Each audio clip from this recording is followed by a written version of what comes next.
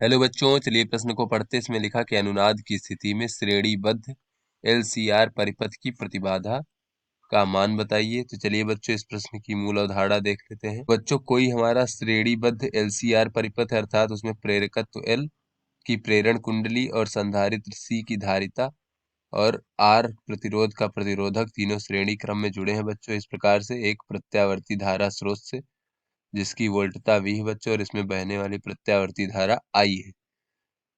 तो बच्चों यहाँ पर धारा I का मान क्या हो जाएगा? वो हो जाएगा वोल्टता भागे जेड, जहाँ पे बच्चों ये जेड क्या है? ये जेड जो है ये परिपथ की प्रतिबाधा है।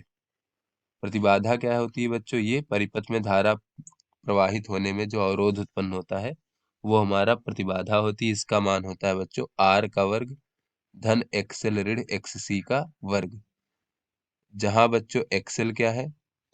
एक्सेल हमारा प्रेरकीय प्रतिघात है, अर्थात बच्चों प्रेरण कुंडली के द्वारा उत्पन्न अवरोध। और बच्चों XC क्या है? ये हमारा धारितीय प्रतिघात है, अर्थात संधारित्र के कारण उत्पन्न अवरोध। तो चलिए बच्चों देख लेते हैं कि अनुनाद की स्थिति में इस परिपथ की प्रतिबाधा का मान क्या होगा बच्चों। तो चलिए अपने प्रश्न को हल करते हैं। तो अनुनाद की स्थिति में बच्चों धारा का मान अधिकतम होता है। अनुनाद की स्थिति में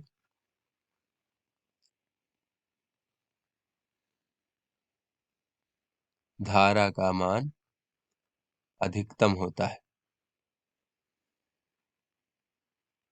तो बच्चों किसी भी वोल्टता V के लिए धारा का मान अधिकतम तभी होगा जब इसके लिए बच्चों जो हमारा प्रतिबाधा है उसका मान न्यूनतम होना चाहिए। प्रतिबाधा का मान जो है न्यूनतम होना चाहिए एक किसी निश्चित वोल्टता V के लिए, तभी जो है बच्चों हमारा धारा का मान अधिकतम होगा। तो बच्चों अनुनाद कब होगा? जब हमारा प्रतिबाधा का मान न्यूनतम होगा। तो बच्चों प्रतिबाधा Z बराबर होता है वर्गमूल R का वर्ग धन XL ऋण XC का वर्ग। तो बच्चों इसका मान न्यूनतम तब होगा जब हमारा ये पद शून्य हो जाए, अर्थात XL और ऋण XC का वर्ग बच्चों ये शून्य हो जाए, अर्थात बच्चों XL ऋण XC बराबर शून्य, यानी कि XL बराबर XC हो जाए।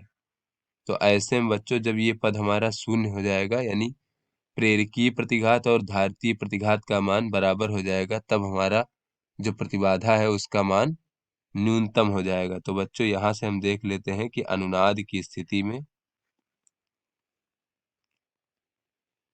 जो परिपथ की प्रतिबाधा होती है बच्चों, परिपथ की प्रतिबाधा वो बच्चों उसमें लगे प्रतिरोधक के प्रतिरोध के बराबर होती है। तो आशा करते हैं बच्चों ये आपको समझ में आ गया होगा। धन्यवाद।